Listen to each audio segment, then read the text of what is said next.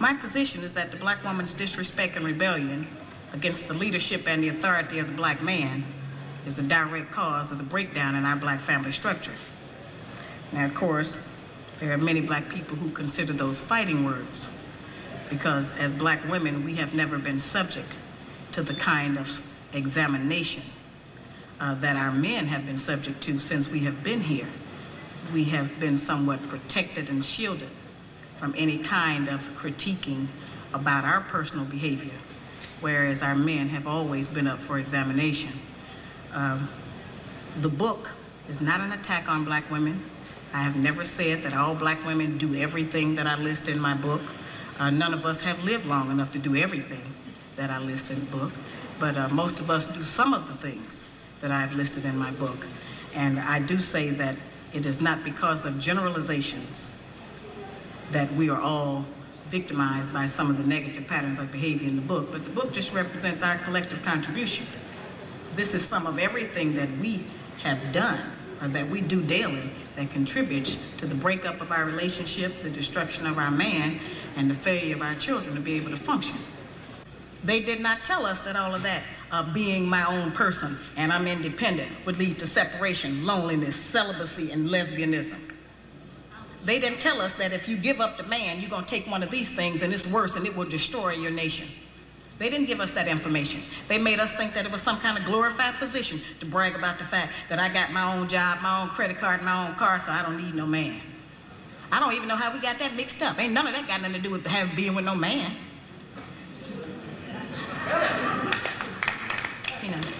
We have some serious relationship problems that nobody has been able to address us on because everybody wants to pretend that this is not going on. Over 60% of our women are single, widowed, separated, or divorced. They don't have a man. I just came out of Florida and they got a housing complex that the Urban League built, which is a black organization that is for women and children only. They say they don't allow any men in there. I didn't have time to deal with it, but I talked about them real bad. That's the silliest program I've ever heard of. You know them women that had men if they got a bunch of children. They need fathers. They need protection. We hear about the drug problem that we have in our projects across the country. It's one of the major places that we have a drug problem. We talk about the great strength that we have as black women. Well, the welfare department don't rent government apartments to single black men. Those apartments belong to black women who are allowing this to go on in their home. We have not looked at what part of the responsibility do we share. Yes, black men sell a lot of drugs, and a lot of us black women get the money from them drugs and buy some of these fancy clothes we wear. Drive around in some of these fancy cars. He is not doing these things alone and without support from us, whether they are good or bad. See, we have a lot of power. We are very strong women. I'm saying that we're using our strength in the wrong direction. We're using it to tear our man down, tear our nation down, instead of building it up. Having an education and a job does not necessarily mean you have a successful life. I keep telling black women that to raise a child, they say, well, I provided with food, clothing, and shelter. That's not raising a child, that's maintaining one. To raise a child, you need a parental coalition of a man and a woman. We have sons who, by not having a father in the home, they don't know how to respect women. They take on the black female emotionalism. They're doubtful, they're indecisive, they can't make a decision. They don't know what to do about being a man because we can't teach them that. We don't have that knowledge. We have daughters who grow up in a home where they don't see any affection, where there's no man there. They go out into the world and try to mate. They don't have no idea how to be no woman to no man, how to function in a house with a man, because they haven't seen it. Most of our children, just like us, get all the information we have about how you be with a mate off television. It's the only medium that shows us anybody being together. Those rules have not worked for us. The white woman's liberation movement, we don't have anything to do with that. We have not been under the control of the black man for over 500 years, so what do we have to get liberated from them from? They haven't been our boss. That's the white woman and her man. They're going through that, and that's their business. We don't have any business being in that. They only introduced it to break down the civil rights movement. Civil rights movement started with the black man, the black woman, and the black child standing together, trying to plead for freedom, justice, and equality, and more benefits in the country that they had built. They threw the white woman in there with the women's liberation movement and made it a woman against man thing. That created a big separation between black men and black women, because then everybody started going for self. Then they bring the welfare system in and tell us in order to feed and clothe and house our children, we have to give up our man. You have to put the man out of the house. When the white farm wife goes to the government for subsidy for the farm, they don't tell her to get rid of the farmer, they keep that family together. But in the black community, they make it a requirement, because they want to keep endorsing into the black community that the black man is no good, and that he is not deserving of respect, he is not deserving of us letting him give us any protection or instruction, and that we are better than them. The major responsibility that the black woman has had on the earth for the trillions of years that we have been here has been one of nutrition and birthing children. Those two things have a great deal to do with the survival of any people, the reproduction of the nation, and feeding them the proper food so that they can live. Those are very important jobs. Those are very powerful positions, because it puts us in a position to decide who's going to live or die, and how slow they're going to die by what we feed them. We have a very powerful position. That's not a small role that we play. We have just been taught to misrepresent and misuse that power. The people who we have been counting on to give us the truth about how to get along have failed. The white people don't know how to get along. They don't have that information themselves. They don't get along with nobody on earth. So they didn't have no information to impart to us about how we're supposed to get along. They change their relationship rules at will.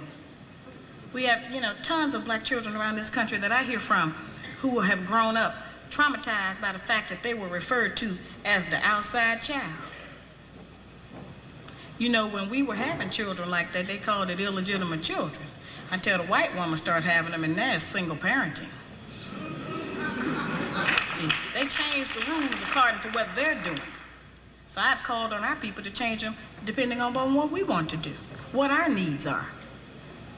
There's another need that has not been addressed in our community, because nobody will deal with it, and that's one that God did not create three sexes. We only have men and women. Now, I have not said that we should reject the sisters who try and act like men and the men who try and act like women. I'm not saying to reject them from among us, but they need to be taught. We don't have to accept that as some kind of normalcy, because that's not normal. I'm trying to demonstrate how they have set rules that they have forced us to follow that they don't even follow themselves. They change the rules to suit them when they get ready. We can change them to suit us when we get ready, especially if we have what we have now, which is a failing system. It hasn't worked for us. We don't have to be ashamed that it hasn't worked for us. But we do have to be ashamed of the fact that we keep plodding behind it and not trying to make the corrections that will help our people to survive.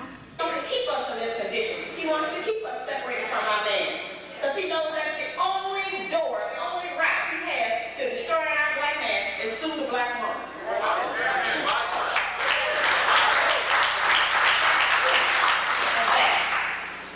Doesn't matter what the woman's educational background is. In fact, we have proven that the more education we get, the more ignorant we get in front of our man.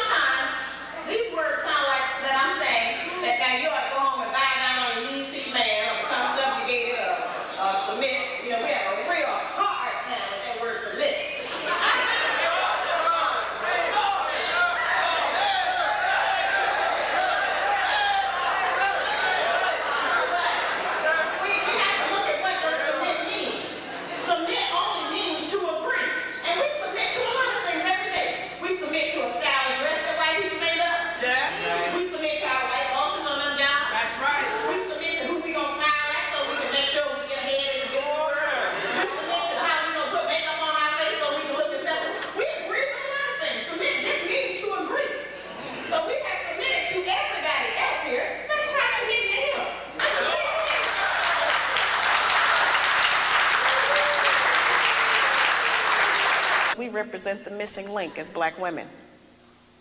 The black man has been dissected, examined, the white man, the white woman, and the black child. But it has been us as black women who have never been examined. We have been protected, we have been insulated, we have been kept from any kind of criticism about our personal behavior in the home and outside of the home, and we have been given the false compliment that we are the backbone of the black nation. There is no doubt in any community in this country that the men in those communities are the backbone of their nations. There is no doubt in the white community that the white man is the backbone of his nation. The European, the Buddhist, the Korean, the Japanese, the Hispanic, all of those men are the backbones of their community, and there's no doubt about it. It is only in the black community where those values have been transposed and where they put that burden on us and tell us that we are the backbone of the black community, which is a direct insult to the black man and implies that he don't have no backbone and that his women have to represent him. I remind people all the time that God did not make the white man, the white woman, the black woman, and then the black man. He made the black man first, and he created all of the rest of the people after him. In 1985, I was going about the country trying to still work to teach our people something, trying to get them to stop eating pork. And at that time, I was having what I call get off those hog lectures. And I would take the microscope out, and I would show black people how even if you cook pork, you couldn't kill the worm. I would show them that the worm was still alive in the meat after heat, because that's what they told us, that you could cook it and kill the worm. And so I would show them what it did to the brain and the spinal column. And so there were many black men who wanted to stop eating pork. They wanted to change their diets, and they were in agreement. But it was the black woman who I found who was the most adamant, who refused to change her cooking habits, who didn't want to shop differently, who didn't want to do any different meal planning. And so I say, well now, if we are refusing to provide the black man with the proper physical food when we know food is what sustains life, then what else are we keeping from him?